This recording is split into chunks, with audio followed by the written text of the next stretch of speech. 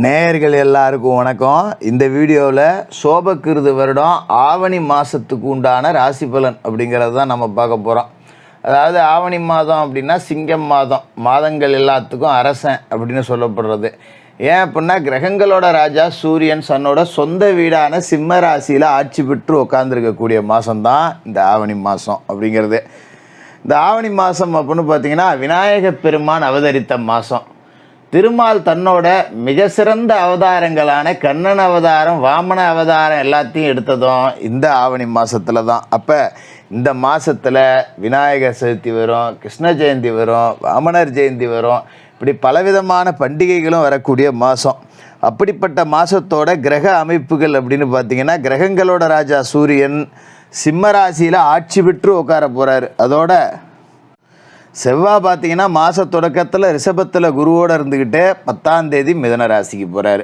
புதன் கடக ராசியிலேருந்து 15ஆம் தேதி சிம்ம ராசிக்கு போக போகிறாரு. சுக்கிர பகவான் சிம்ம ராசியிலேருந்து 10ஆம் தேதி கன்னி ராசிக்கு போய் நீசமடைய போகிறாரு. அசுர குரு நீசமடைய போகிறாரு. குரு பகவான் ரிஷபத்துலேயும், சனி பகவான் கும்பராசியில் வக்கரகதியிலையும், ராகு மீன ராசிலையும், கேது கன்னி ராசிலையும் இருக்காங்க.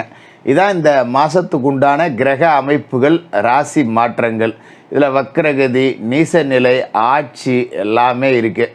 இந்த கிரகங்களோட மாற்றத்தால் உங்களுக்கு ஆவணி மாதத்தில் என்ன பலன்கள் கிடைக்க போகுது அப்படிங்கிறத பார்த்துருவோம். மகர ராசி நேயர்களே, உங்களுக்கு இந்த ஆவணி மாதம் எப்படி இருக்குது அப்படின்னு பார்த்தோன்னா, பொதுவாகவே மகர ராசிக்காரர்களுக்கு ஆடி மாதம் அப்படிங்கிறது செட் ஆகாது. அப்போ இந்த ஆடி மாதத்தில் ஏகப்பட்ட கஷ்ட நஷ்டங்கள், தேவையற்ற வீண் விரைய செலவுகள் அப்படிங்கிறதெல்லாம் கொஞ்சம் கூடுதலாகவே இருந்திருக்கும். ஆடி மாதம் மட்டும் இல்லை ஜோசியரை, வாழ்க்கையே அப்படி தான் போயிட்டுருக்கு. என்ன பெருசாக ஆடி மாதங்கிறீங்க, எந்த மாதமும் அப்படி தானே இருக்குது அப்படிங்கிற மாதிரி தான் இப்போ இருக்கக்கூடிய சூழல் அப்படிங்கிறது மகர ராசிக்காரர்களுக்கு இருக்குது. காரணம் என்னென்னு பார்த்தீங்கன்னா 7.5 சனி. என்னதான் குரு பகவானோட பார்வை அப்படிங்கிறது ராசியில் இருந்தாலும், சனி பகவான் தனஸ்தானத்துக்கு அதிபதியாக இருக்கார், ராசிக்கு அதிபதியாக இருக்கார். இப்போ ஒரு தனஸ்தானத்தில் பலம் இழந்து போயிட்டார். இப்போ இந்த மாதமாவது ஏதாவது நல்லது நடக்குமா ஜோசியரை? ஆடி தான் சரியில்லாமல் போச்சே, இப்போ எப்படி இருக்குது அப்படின்னு நீங்கள் கேட்கலாம். கொஞ்சம் எந்த ஒரு காரியமுமே பார்த்திங்கன்னா எடுத்தோம் முடித்தோன்னு இருக்காது. கடைசி நேரத்தில் தான் காரியம் கைகூடி வரும். ஒரு 10 ரூபா வேணும் நாளைக்கு அப்படின்னா கூட நம்ம 10 நாளாக முயற்சி செஞ்சு பார்த்துருப்போம். அது அந்த கடைசி நேரத்தில் தான் அந்த 10 ரூபா கிடைக்கும். ஐயோ அம்மம்மானே ஒவ்வொரு நொடியும் திக்கு திக்கு திக்கு திக்குன்னு தான் வாழ்க்கை ஓடும். எந்த ஒரு விஷயமுமே மற்றவனுக்கு சாதாரணமாக கிடைக்கிறது கூட உங்களுக்கு ஒரு பெரும் போராட்டத்துக்கு பிறகு தான் கிடைக்கும். அப்படி தான் இருக்குது. இப்போ இந்த மாதம் பார்த்திங்கன்னா கும்பராசியில் இருக்கிற சனி பகவானை சிம்மத்தில் இருக்கிற சூரியன் பார்க்குறார். 2 பேரும் ஒருத்தருக்கு ஒருத்தர் பார்த்துக்கிறாரு. 2 பேரும் ஒருத்தருக்கு ஒருத்தர் ஆவாது வேறு பகை கிரகங்கள். ஏகப்பட்ட மனக்குழப்பங்கள், குடும்பத்தில் குழப்பங்கள் அப்படிங்கிறதையும் கொடுப்பாங்க. என்ன ஜோசியரை போங்க ஜோசியரை, ஆடி தான் நல்லா இருக்காது நீங்கள் ஆவணியுமா அப்படின்னு நீங்கள் கேட்கலாம். நன்மைகள் அப்படிங்கிறதும் இருக்குது. அதை நம்ம இப்போ பின்னாடி பேசுவோம். முதல்ல எச்சரிக்கை சொல்லக்கூடியதை நம்ம சொல்லிடணும். அதனால் மற்றவர்களை நம்பி எந்த ஒரு பொறுப்பையும் ஒப்படைக்காதீங்க. உங்களுக்கு ஒரு வேலை அப்படின்னா நீங்கள் தான் இறங்கி செய்யணும். இன்னொருத்தன்ட்ட பொறுப்பை ஒப்படைச்சிவிட்டு அது நடக்காமல் போயிட்டு நம்ம தெருவில் நிற்கிற மாதிரி ஆகிப்போம்.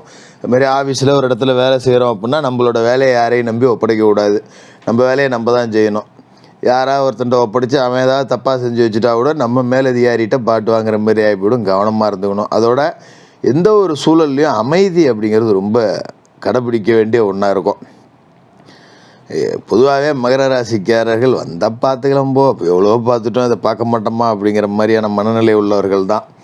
அப்படிப்பட்ட உங்களையே கொஞ்சம் இந்த பகை கிரகங்களோட பார்வை சோதிச்சு பார்க்கும். போதாத குத்தத்துக்கு பார்த்திங்கன்னா ஆவணி 10 கன்னிக்கு போய் சுக்கிரன் நீசமடைகிறார். 5க்கும் அதிபதி, 10க்கும் அதிபதி, பூர்வ புண்ணியத்துக்கும் அதிபதி, தொழிலுக்கும் அதிபதி. ஒரு அற்புதமான கிரகம், உங்களோட ராசிக்கு யோகம் செய்யக்கூடிய கிரகம். அவர் நீசமடைகிறார் அப்படிங்கிறது நல்லதில்லை. பாகப்பிரிவினைகள், சொத்துக்களால் பிரச்சனை, பிள்ளைகள் வெளியில் பிரச்சனை, இதெல்லாம் லேசாக எட்டி பார்க்கும். அதனால் கூடுமான வரைக்கும் பிள்ளைகளை கொஞ்சம் கட்டுப்பாட்டில் வச்சு வளர்த்துங்க. பூர்வீக சொத்து தொடர்பான முயற்சிகள் எதுவும் இந்த காலகட்டத்தில் வேண்டாம். கிடக்கட்டும் பார்த்துக்குவோம் அப்படின்னு. அது நம்ம தப்பு கிடையாது. எத்தனையோ பேர் சொத்தே இல்லாமல் உட்காந்துருக்காங்க. இருக்கிற சொத்து தானே அப்புறம் பிரிச்சுக்குவோம் என்ன அப்படின்னு கொஞ்சம் விட்டு கொடுத்துட்டு போகிறது அப்படிங்கிறது தான் நல்லது. அதுமாரி சகோதர வழியில் சில பேருக்கு செலவு வரும். இன்னும் சில பேருக்கு தொழிலை மாற்றிக்கலாமா அப்படிங்கிற சிந்தனை இருக்கும். உத்தியோகத்தில் பார்த்திங்கன்னா நம்மளோட திறமைக்குரிய அங்கீகாரம் அப்படிங்கிறது கிடைக்காது. ஒன்றுமே தெரியாதவங்களாம் பெருசாக சாதிக்கிறான், நமக்கு எல்லாருமே தெரியுது, ஆனால் நமக்கு ஒன்றுமே முடியலையே, நேரம் கூடி வர மாட்டேங்குதே அப்படிங்கிற மாதிரி ஒரு சலிப்பு இருக்கும். ஆவணி 10 இதே தேதியில் பார்த்தீங்கன்னா மிதுனத்துக்கு செவ்வாய் போகிறார்.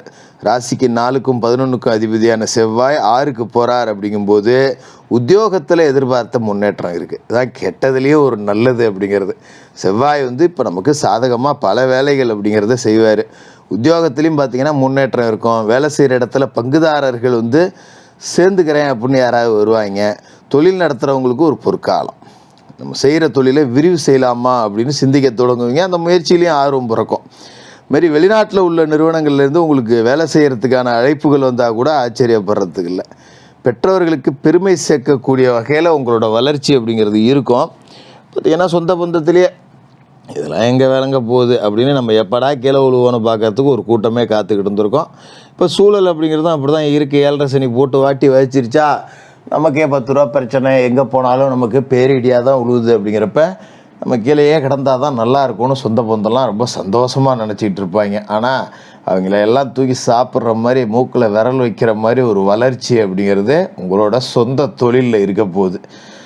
வெறும் புண்ணிய தலங்களுக்கு போகலாம், கட்டின வீட்டை பழுது பார்க்கலாம், வீடு கட்டலாம், வீடு வண்ணம் பூசலாம், மராமத்து பண்ணி பார்க்கலாம். இதுக்கெல்லாம் இந்த காலகட்டம் அப்படிங்கிறது ரொம்ப சாதகமாகவே இருக்குது. வெறும் ஆவணி 15 சிம்மராசிக்கு புதன் போகிறார். 6க்கு அதிபதி 8க்கு போகிறாருங்கிறது தான் விபரீத ராஜயோகங்கிறது. கெட்டவன் கெட்டிடில் கிட்டிடும் ராஜயோகம் அப்படிங்கிறதுக்கு தக்கன நல்ல மாற்றங்கள் அப்படிங்கிறது வரும். எதையுமே சிந்திக்காமல் எதையாவது ஒன்று செய்வோண்டா போடா அப்படின்னு செஞ்சால் கூட அதில் 10 ரூபா நமக்கு லாபம் அப்படிங்கிறது கிடைக்கும். இப்போ இருக்கிற சூழல் பார்த்திங்கன்னா சிந்திச்சு செலவு பண்ணாலும் சிந்திச்சு நாம் ஏதாவது செஞ்சாலும் கூட 10 ரூபா நமக்கு அதில் லாபம் வராது. அப்படி தான் இருக்குது. ஆனால் இந்த புதன் பயிற்சிக்கு பிறகு பார்த்திங்கன்னா அப்படியே தலைகீழ் மாற்றம்.